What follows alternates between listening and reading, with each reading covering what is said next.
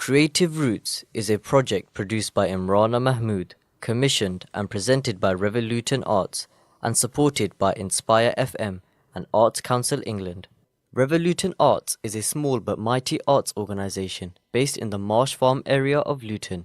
They work out of their base, Marsh Farm Community Centre, to uncover brilliant stories about local people and places. The Creative Roots podcast showcases voices of participants with a connection to Bury Park, involved in various workshops including mindful henna, Arabic calligraphy and street art, all with a view of exploring identity and native languages. The creative work invites participants to share and explore their own understandings of heritage, belonging and spirituality. Assalamu alaikum and welcome to the Creative Roots podcast. This is an Imrana Mahmood production, commissioned and presented by Revolution Arts, supported by Inspire FM and Arts Council England. I'm really delighted to have on the podcast today, we're speaking to Zain. And the first question I have for Zain today is, what drew you to the workshop, the calligraphy workshop by Nadia Hussain? As a kid, I loved doing art, drawing, painting, anything creative. But as I got older with studies, work, and just pressures of everyday life, I didn't really make time for it. It's like creativity slowly took a back step and to everything else. So when I saw the calligraphy workshop, I felt like it was a chance to reconnect with that side of myself and just create for the sake of it. Okay, that's really, really interesting to hear the fact that you felt like things kind of took a back seat in that sense. But what I'd be really interested to know is what does creativity actually mean to you? That's a good question. Creativity to me is about expression, exploration and connection, I think. So it's like ability to see the world differently and translate that vision into something meaningful, whether that's through art, writing or even movement like in jiu-jitsu, or where there's problem solving as well. So that's why I'm a mathematician. I love problem solving, and there's so many ways to solve a maths question, but we can still end up in the same answer. Yeah, I really love what you said about almost that connection with creativity and even something like maths and jiu-jitsu. And I think there's absolutely, because I think, you know, in essence, creativity can be like embedded in anything. You can find it in anything. And I guess it's just how we perceive it. So, you know, I really found that interesting. And speaking of connection, how has engaging in creativity influenced that particular connection to your faith during Ramadan? Well, that's a really good question. So Ramadan, as we know, is a time of reflection. It requires discipline and spiritual growth. So engaging in creativity in this time will deepen your connection, really, because especially if you did calligraphy, because it's like it has a meditative feel to it, almost like an act of dhikr. Patience is required as well in each stroke. Like I would go through the strokes quite fast, but then that'll make a mess and it'll be too thick, the lines will be too thin. So then just taking your time, like Nadia Hussain said, like with the alif, just let the pen do the work, slowly go down, and because of the shape of the pen it's such a shape that just going downwards with the right pace and right pressure, you'll get a nice neat alif. So yeah, so patience is required in fasting as well, and yeah, it reminded me of the deep. We got in Islam we got a lot of art. In our tradition, we've got, like, if you see the Islamic gardens, like in Spain or Morocco, there's a symmetry there, there's a beauty there, and it's like in the Quran we read about the paradise, and so they will try and create that so we can reflect on the akhirah as well. So it has a huge role to play, I think, in our deen as well. You know, absolutely. I think I echo so much of what you're saying, in the sense that patience is such a key factor, both in Ramadan and definitely, yeah, with calligraphy as well. And when we talk about the sense of discipline, it's such a, yeah, absolutely, like a key component of how we, I guess, practice our faith, how we practice the art of, you know, creativity. And again, you know, I think it's a really beautiful reflection you shared in the sense of that, the letter Alif, and how Nadia was, I guess, teaching that, but then also, yeah, that kind of divine connection, because they do say in calligraphy that with the letter Alif and the way it's written, it literally is that connection between kind of heaven and earth because of the way that, you know, it's written. So I think it's something so powerful, and I guess it's making me think a little bit about, you mentioned earlier what kind of drew you to attend the workshop, but I was just wondering now, is there anything in particular, or what was it that you've enjoyed about the calligraphy workshop by Nadia? So yeah, the workshop was an incredible experience. Nadia Zain created such a welcoming and encouraging space where we could all explore calligraphy without fear of getting it wrong. Usually we're scared to get things wrong, even in life, but there we had loads of different sheets to practice on before it was our final piece. Even though I didn't create the best piece, I'm still going to practice. So yeah, she broke it down step by step, and at the end of it, we felt like we'd achieved something in such a short time. But she gave everyone her time, and yeah, it's really good. And my next question for you, Zain, is to what extent do you think that someone's creative roots might shape their identity? Ah, yes, that's a great question.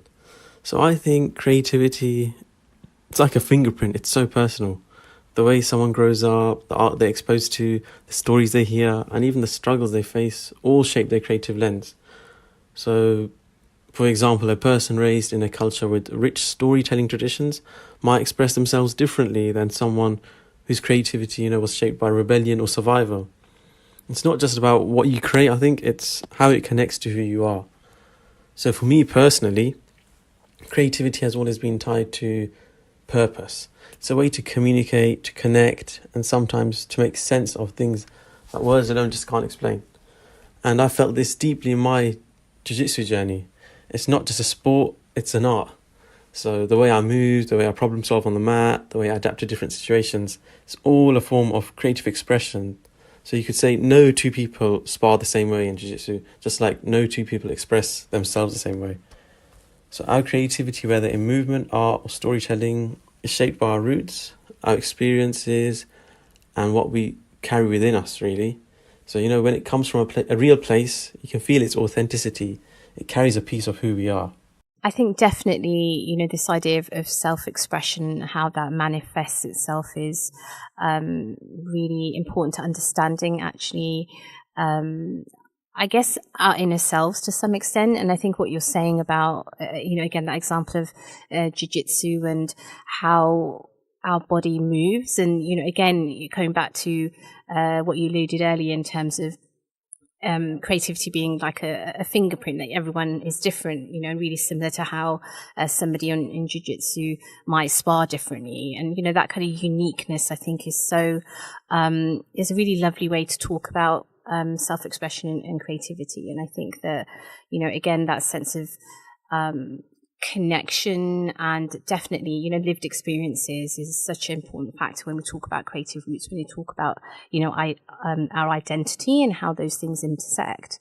So no, thank you so much for sharing that reflection, Zain.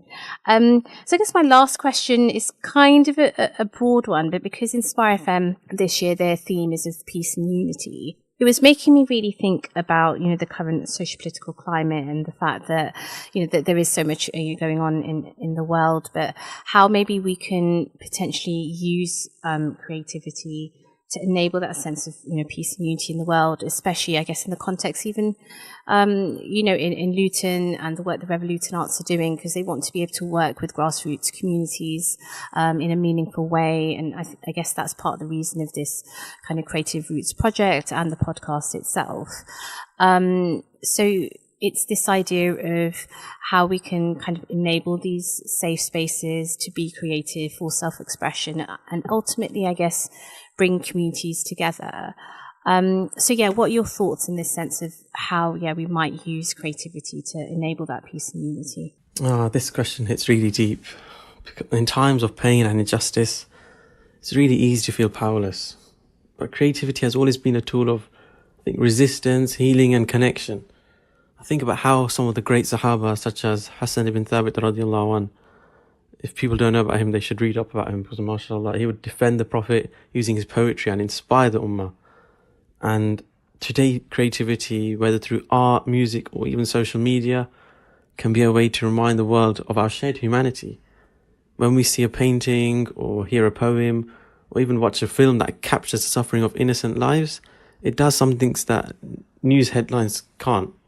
It makes us really feel. And when people feel, I think they start to care, and caring ultimately leads to action.